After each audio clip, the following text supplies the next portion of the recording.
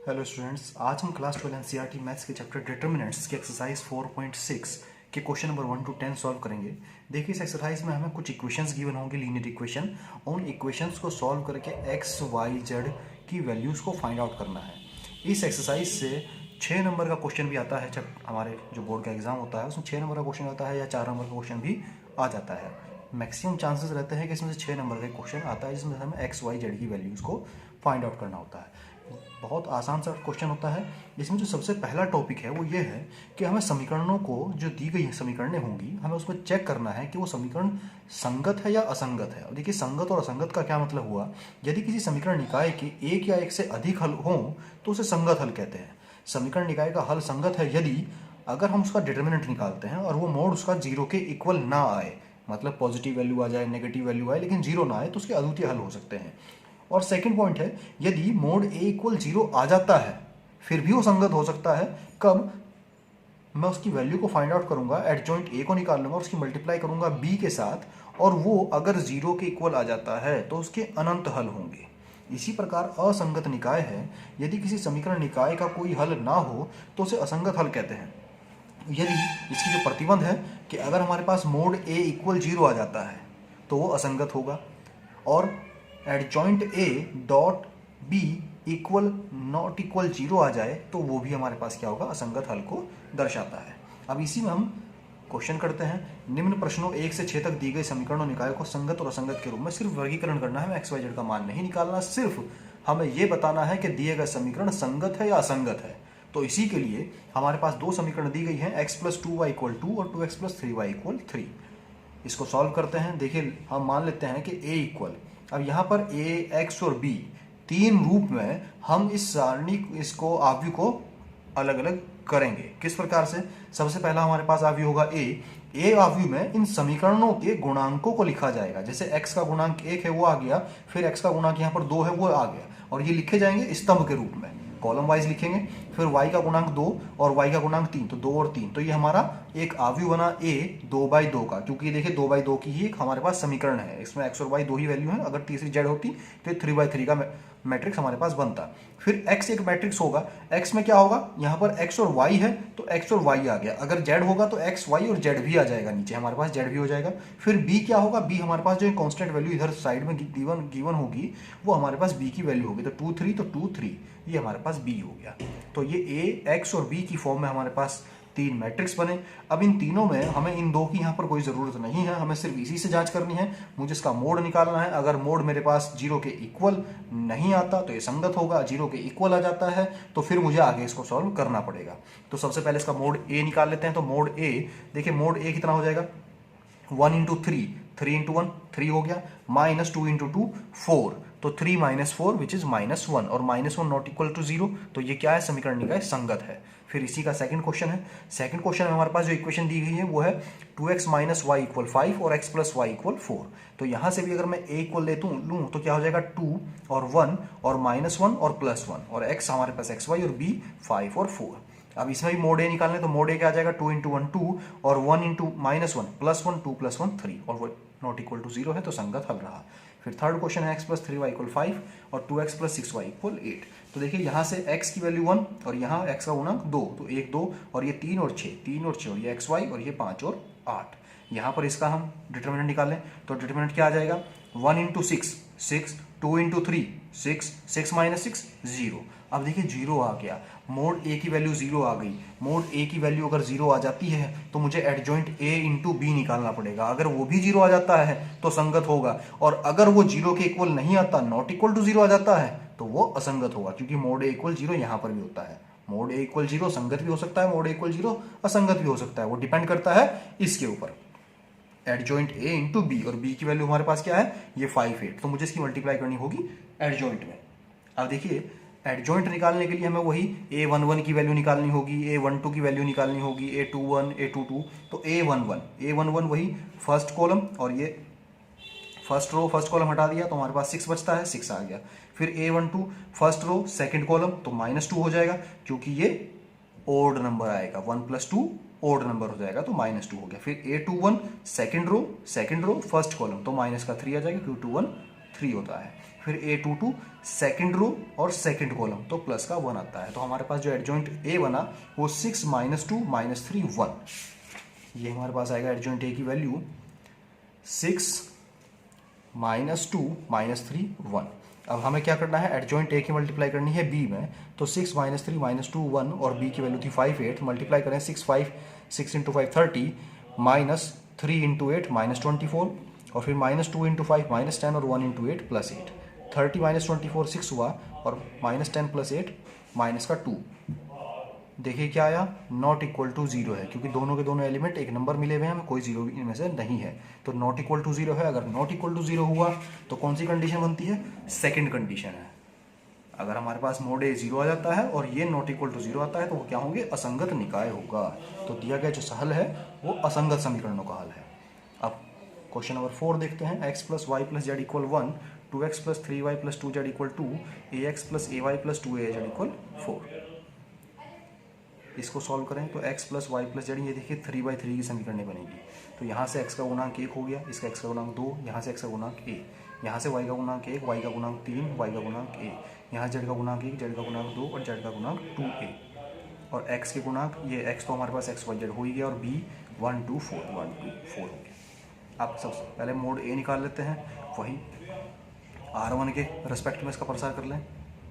तो ये 1 फर्स्ट रो और फर्स्ट कॉलम कैंसिल, 3 × 2 है 6 है, -a × 2 2 है, फिर -1 आ गया।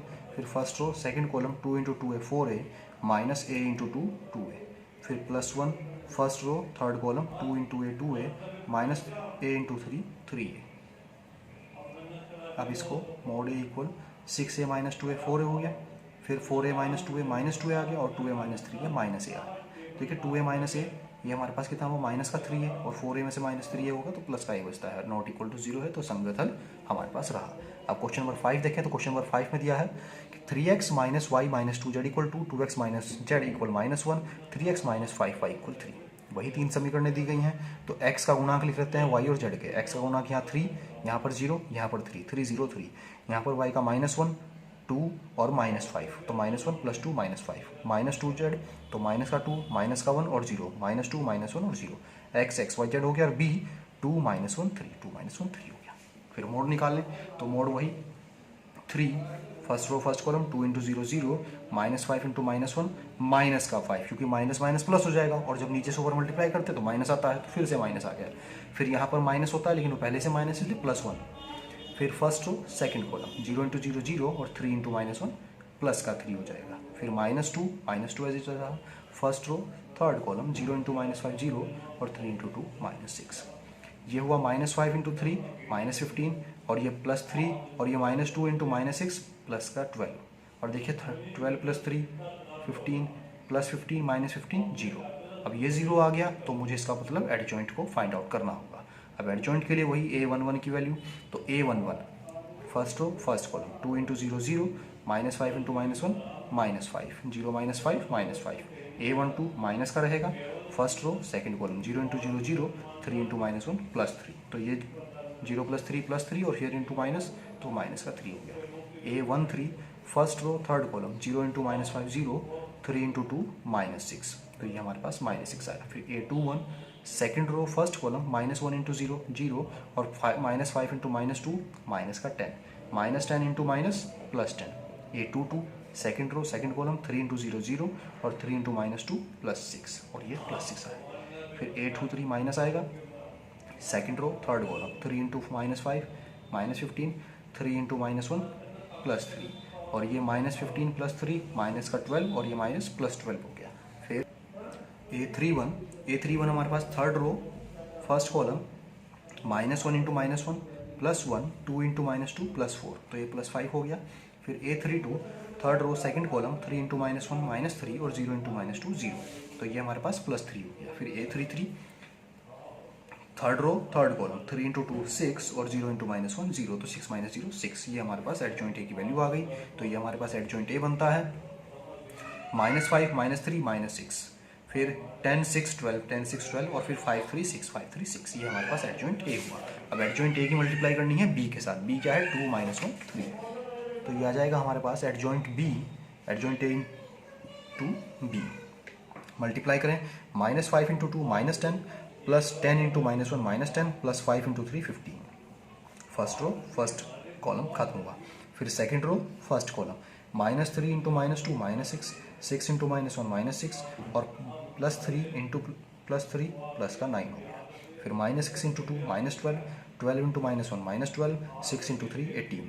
अब इसको देखें सॉल्व करें तो -10 -10 -20 प्लस 15 -5, -6 प्लस हमारे पास कितना हो -12 -12 प्लस 9 -3, -12 24 -24 प्लस 18 -6। देखिए तीनों में से कोई भी जीरो नहीं है, तीनों के तीनों एलिमेंट जीरो होने चाहिए थे, तो नॉट इक्वल टू जीरो, अर्थात ये असंगत हल हुआ। फिर question number 6, 5x - y plus 4z equal 5, 2x plus 3y plus 5z equal 2, 5x - 2y plus 6z equal -1। अब इसको सॉल्व करें तो यहाँ से भी वही a b और x की वैल्यू निकले, तो a इक्वल हो जाएगा हमारे पास 5 2 5 -1 3 -2, फिर 4 5 6 4 5 6 और x y z हो गया b 5 2 -1। सबसे पहले मोड a, तो मोड a हमारे पास क्या आ जाएगा, वही first row first column 3 into 6 18 -2 into 5 plus का 10, फिर +1 हो जाएगा क्योंकि नेगेटिव पहले से ही है तो +1 हो गया। First row second column 2 into 6 12, 5 into 5 25 minus का, फिर +4 first row third column 2 into -2 -4, 5 into 3 minus का 15। 18 प्लस 10 हमारे पास कितना हुआ 28, 20 इंटू 5 140, 12 -25 -13 -13 इंटू 1 -13, -4 -15 -19 -19 इंटू 4 माइनस का 76। इसको सॉल्व करें, इन दोनों को ऐड करें, इससे माइनस करें तो 51। This is not equal to zero, अर्थात ये एक संगत हल है, कंसिस्टेंट इक्वेशन है। अब क्वेश्चन नंबर 7 की बात करें तो क्वेश्चन नंबर 7 से लेकर 10 तक प्रत्येक समीकरण निकाय को हमें आव्यूह विधि से हल करना है, अर्थात हमें एक्स वाई जेड के मान ज्ञात करने हैं या जो भी समीकरण दी गई हुई। तो क्वेश्चन नंबर 7 है 5x + 2y = 4 और 7x + 3y = 5। यहाँ से भी वही हम a, x और b की वैल्यू लिख लेते हैं। तो देखिए a हमारे पास क्या हो गया 5 7 2 3, x हमारे पास xy हो गया और b 4 5।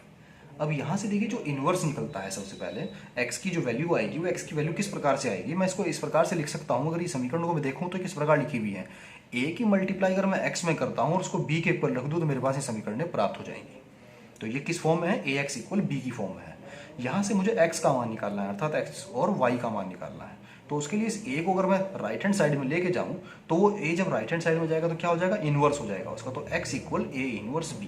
तो कुल मिला के मुझे यहाँ पर a का इनवर्स चाहिए क्वेश्चन में। सबसे पहले a का इनवर्स अगर मेरे पास आ जाए, उसकी मल्टीप्लाई मैं b से करूंगा और उसकी तुलना करूंगा x से, तो x y की वैल्यूज मुझे मिल जाएंगी। तो ये हमारा सिंपल सा प्रोसीजर जो हमें करना है हर क्वेश्चन में जिसमें भी x y z का मान ज्ञात करना होगा।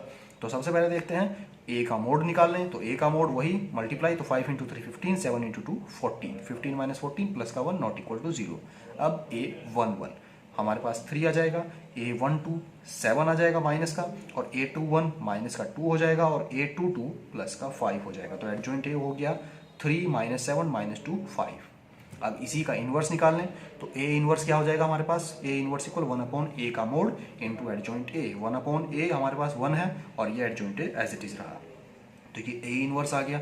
अब x = a इन्वर्स b के फॉर्मूले में हम वैल्यूज को रख देते हैं। तो x = हमारे पास x की वैल्यू क्या है, हमारे पास xy है, a इन्वर्स हमने निकाला है 3 - 2 - 7 5, और b 4 और 5 दिया हुआ है क्वेश्चन में पहले से ही। इनकी मल्टीप्लाई करें तो 3 4 = 12, -2 इंटू 5 -10, -7 इंटू 4 -28, 5 इंटू 5 25, 12 - 10 2 और 28 माइनस का है, 25 प्लस का है तो माइनस का 3। तो x की वैल्यू 2y और y की वैल्यू 3। देखिए कंपैरिजन कर सकते हैं, दोनों इक्वल है, संगत निकाय हो जाएंगे हमारे पास, दोनों के दोनों जो मैट्रिक्स हैं वो समान कोटि के हैं, तो इसके जो अवयव होंगे वो क्या होंगे, बराबर होंगे। तो x की वैल्यू 2 आएगी और y की वैल्यू -3। सिंपल है।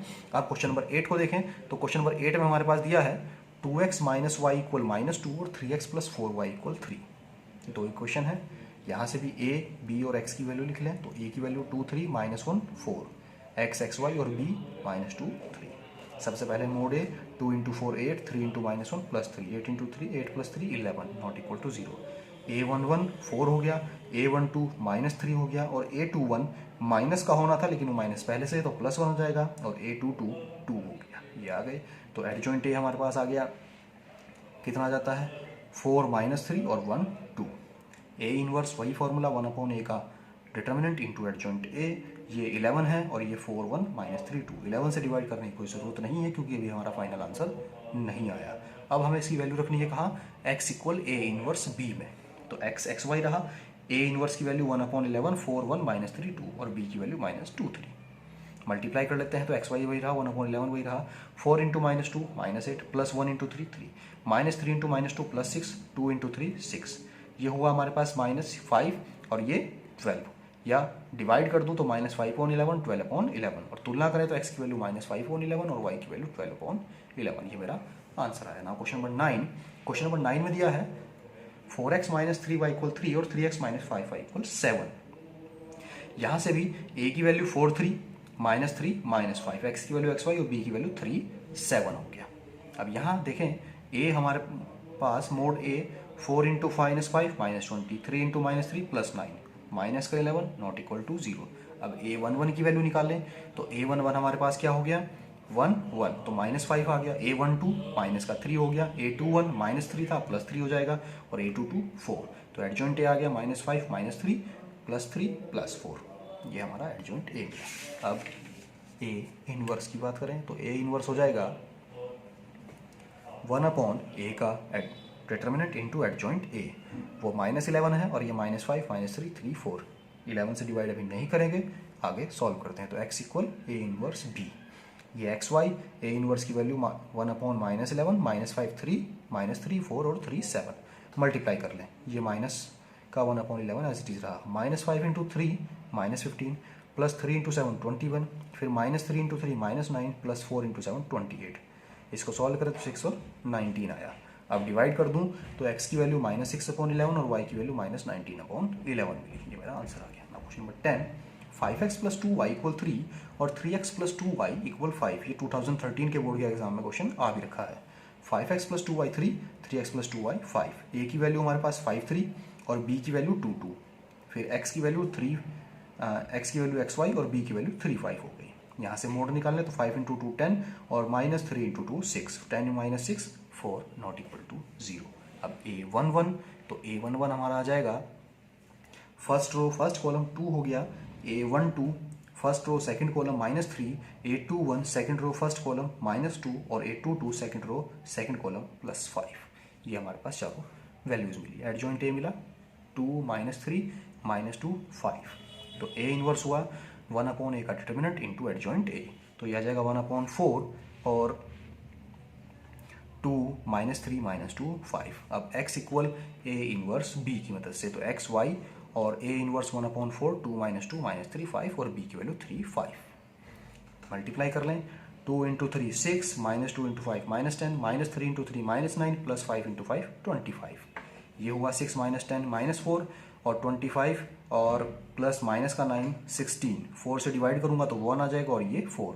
तो x इक्वल -1 और y इक्वल 4। ये हमारे दोनों आंसर आ गए और ये हमारा टॉपिक आज का खत्म हुआ। आई होप ये कि वीडियो आप लोगों को पसंद आई होगी। अगर वीडियो पसंद आई हो तो प्लीज़ इसे लाइक करें, शेयर करें और चैनल को सब्सक्राइब करना ना भूलें और साथ ही बेल आइकन को प्रेस करके ऑल नोटिफिकेशन को ओके करें ताकि आपको आने वाली सभी वीडियोज़ का पता चल सके। Thank you for watching.